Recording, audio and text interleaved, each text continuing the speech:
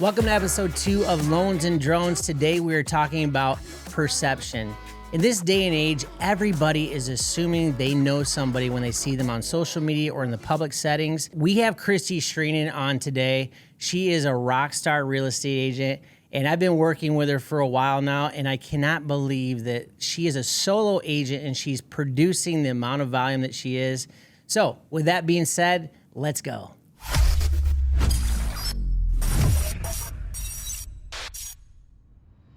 Kristy, thank you so much for joining us today. So let's talk about perception. Okay. When I saw you, when I first moved to St. Charles, I saw the sign Kristy Sreenan, and it happened to be in front of a multi-million-dollar property. Mm-hmm. So then I pulled up your information online and I saw this amazing video, confidence, just had this big, full package of a real estate agent. And I thought immediately, we have a luxury agent on our hands. What do you think of that? Kind of a shame. I love to sell luxury property, but I sell everything. So I wouldn't want my, branding, if you will, my social media to make people think that I only sell luxury. I sell across all price points, and that's super important to me to sell all price points. So I guess it's not a bad thing. I'm happy with that, but I would want people, I'd really rather convey everybody gets luxury service, if you will. All the marketing that you see, it doesn't matter what price point the house is I'm selling, you're all going to get the same. I guess, does that make sense? Yeah. Yeah, we've done deals before. You've done lower end deals and you've treated those clients with the same professional. Oh, everybody gets the same, right? Yeah. Everybody deserves premier marketing, and that is, photography and everything. To me, whether it's a $100,000 listing or a $3 million listing, they're all getting the same. Granted, it doesn't make sense. You're not going to do a drone on a condo, but anything that will sell the property or help sell the property and show it in its best light is getting done regardless of the price point. So although I love selling luxury, I'm not turning that down, I sell everything. So yeah, I have to work on that branding because I want, I don't want to come off as just a luxury agent. Yeah, I know. I think that so many times people, especially now, people look at social media and they draw a perception of what that person does and who they are and what they believe in and so on and so on. And it's not, like we said, it's not a bad thing, but you also want to be able to handle those shifting markets, when luxury maybe isn't selling as fast or as much as some of the others and adapt to it. So that's a great way to look at it. Well, for me, it's not interesting to just sell one thing. I enjoy I love real estate, and that could be land, it could be, investors, it could be a first-time home buyer, it could be a luxury home that's downsizing, it can be, for me, to keep my business healthy and interesting, I like a mix of everything, buyers, sellers, price points. Every day is a learning curve, and if I was doing the same type, I personally would be bored. So I just enjoy, if it's real estate, I love it. Awesome. Yeah. Yeah, you've been doing this for a while now. So what got you into the business? I was in the business in my mid to late 20s in Lake Geneva, and then ended up getting married and moving away and coming to Chicago, and I just didn't want to. I had children and didn't want to be working nights and weekends and insane hours. So left the business. And then when my oldest was she was in high school, and I started hearing footsteps, oh God, she's actually going to go to college and leave. And then my next one is going to leave. I just started thinking, I need to have a life when these kids leave.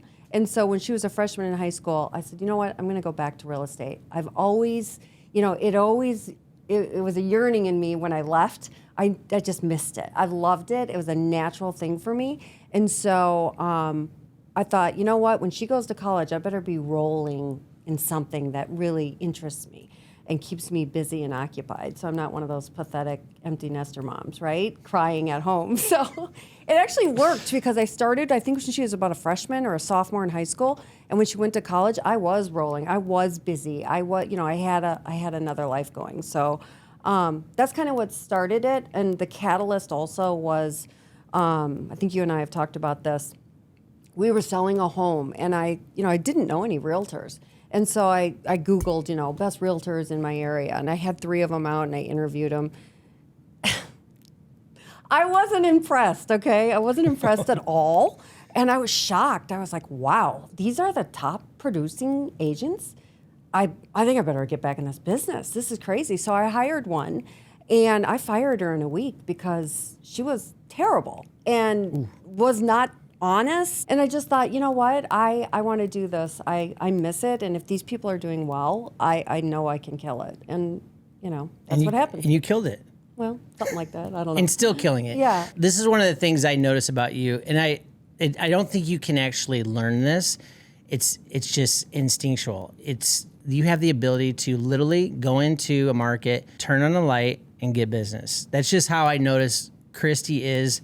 Whenever she wants to do business, she turns on a light and does it. Were you selling luxury in Lake Geneva? Because yeah, everything was luxury in Lake Geneva. I was going to say. I look back, I was so young, and yeah, everything's luxury there, right? I mean, do you remember your first deal? Yes, I do. Okay, let's talk about that. Well, that's a whole nother podcast. 'Cause I ended up marrying the executor of that will and having children with him. So I sold my husband. Oh, gosh, you're right. Yeah, I sold my first listing. I had a dual agency. So I had the buy side and the sell side. And it was, unfortunately, my now husband's, his father passed away. He was obviously not my husband then, and he was the executor of the will. So this is a different podcast. But anyway, that was my first listing. So I had the buy side and the sell side on it. Talk about jumping, feet first. Feet first, yeah, wow. into the fire. That's awesome. Mm-hmm. And then what about when you got back into the industry? How did that change from when you first got in to now?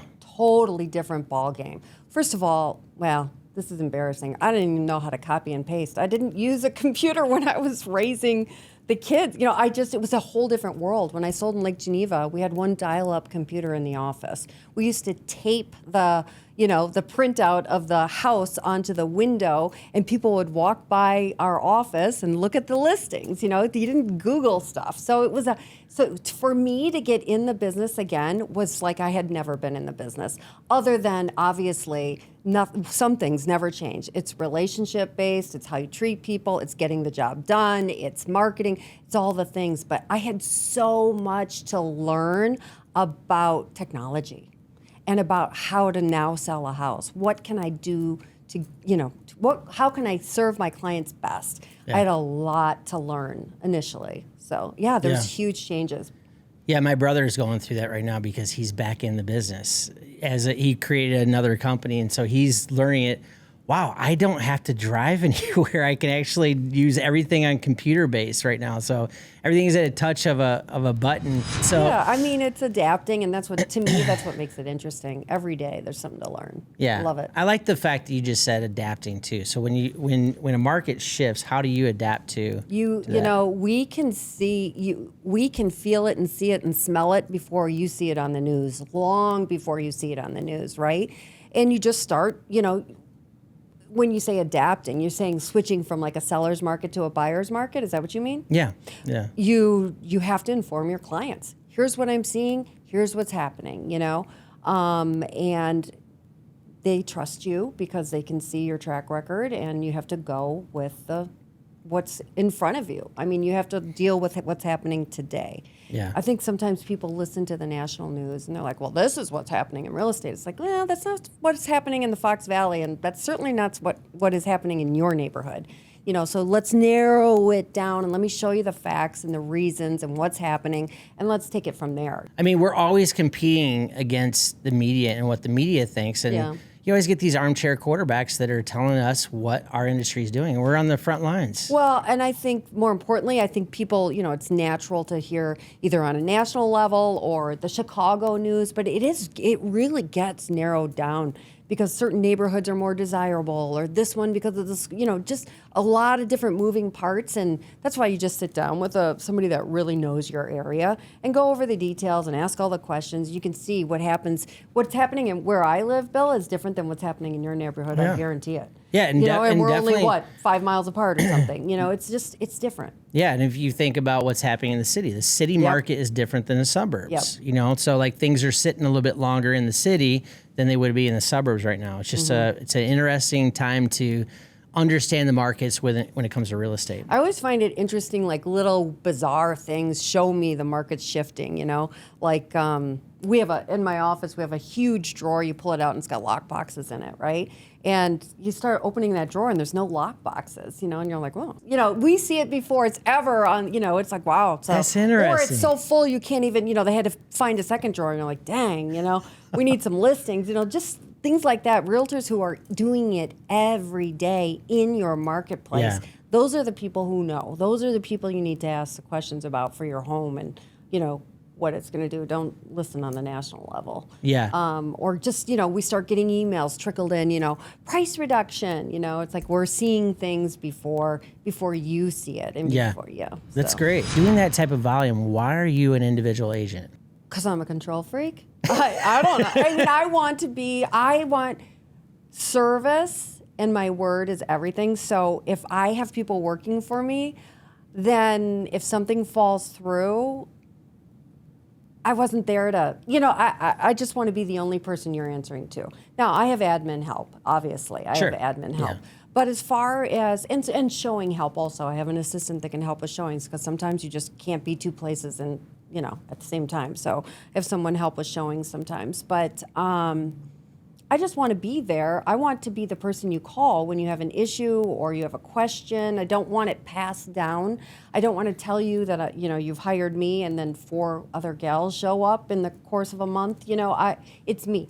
And I know I can deliver the service I promise. I don't have control if other people are, I don't know. It's just a control thing, to be quite honest.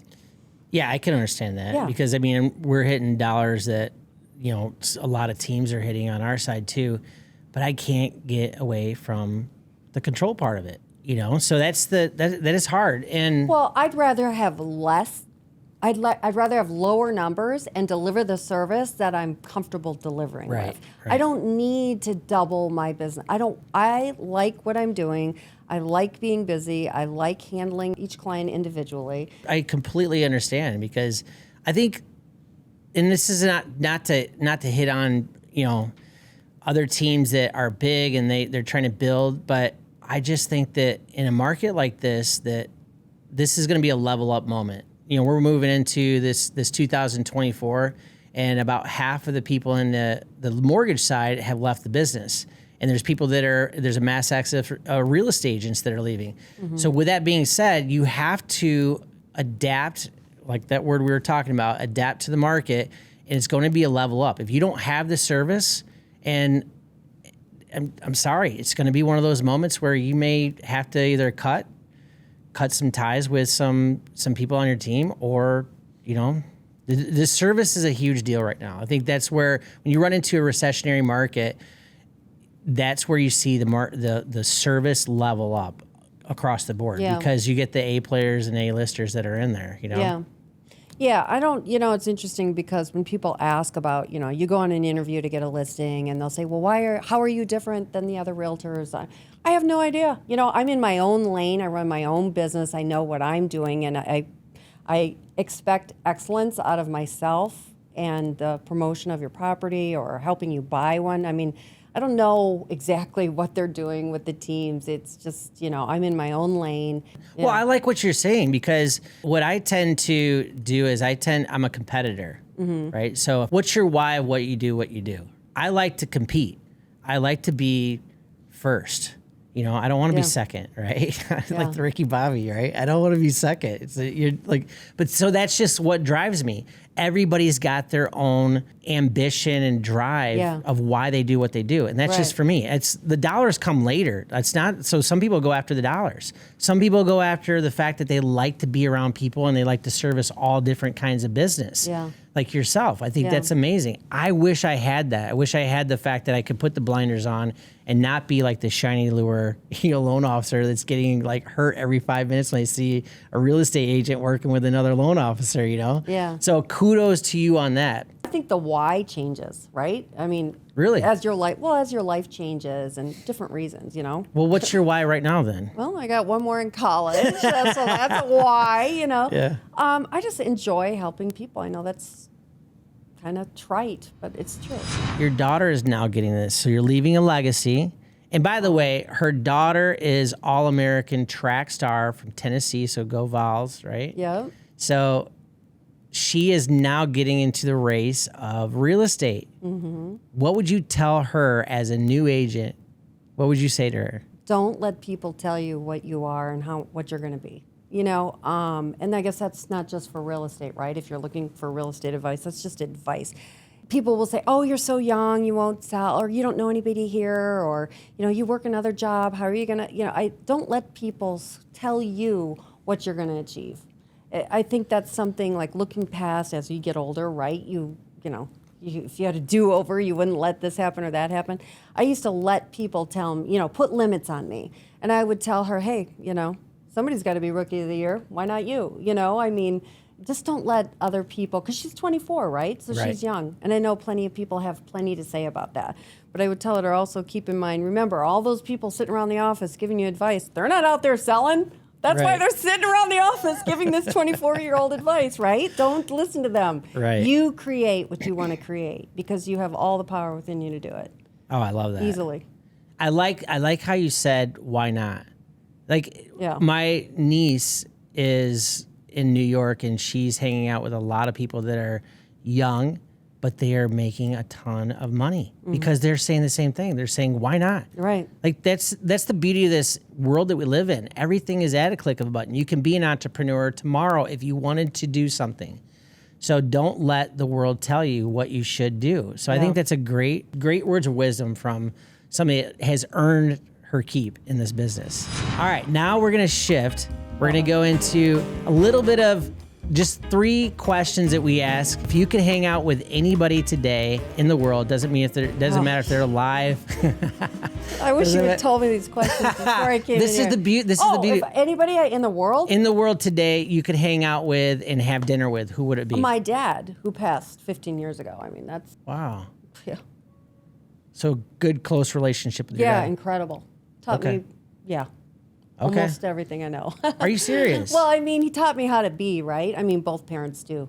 Yeah. But yeah, there's things, little words of wisdom he gave me that I think about every single day. Question number 2, Oh, since we're on God. it. Here we go. I What's know- one thing that your dad had said that was like always stuck with you in your life? Oh, so many things. Every time I'd leave leave to go back to Chicago or whatever, he'd always say, take her light. I'm somebody that's type A, so I always want everything perfect. I want to get it done, and nothing's good enough, and I got to do better. And, he'd always say, take her light. Oh, that's good. So I think about that sometimes when I'm all worked up. I'm Yeah. just like, take her light. Take your light. Mm-hmm. I like that. It's funny because I'm the same way. And I have a letter in my office from my dad, and he was watching me play basketball with a neighbor kid, and I got too into it where we were like, just hustling Yeah. like we do today in our world, but it's Right. not physical necessarily. And he wrote a letter saying, hey, keep your attitude's great, but don't let your anger get a hold of you. So there's just things and the things that your parents did say that at the time you may not have appreciated it. Yeah. But later on, and my dad passed away a while back too. Later on, those things ring loud and clear. Yeah. So that's awesome. One thing he said that I think about often is when I was leaving, leaving from my hometown and moving, he said, be tough, but don't ever get hard. And I think about that because that's a fine line, That is a fine line. just because life will slap you around a little bit. And I thought that was, I think about it all the time because we all know people that are hard. And I wanted to just say, Yeah.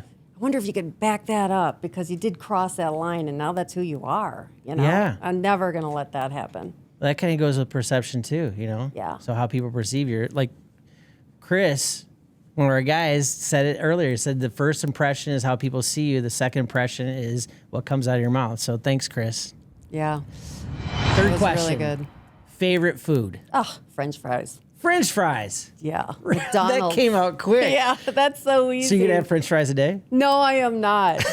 It's the new year. It's the new me, remember? At least Yeah. until like February. So McDonald's French fries, would you have the Coke too? Diet. Diet. Of course, then I could eat more fries. Love it. I love it. Thank you so much for coming on today. You always are so amazing when we get on camera. We've been on camera before with reels and stuff like that, and just so natural. And I think she's gonna hit some major dollars this year. So look out for Kristy, and thank you so much. And perception is everything, like we talked about. How you perceive people is probably not what is happening on the other side. So just be careful of that. We will see you on the next episode of Loans and Drones, and you all have a great day.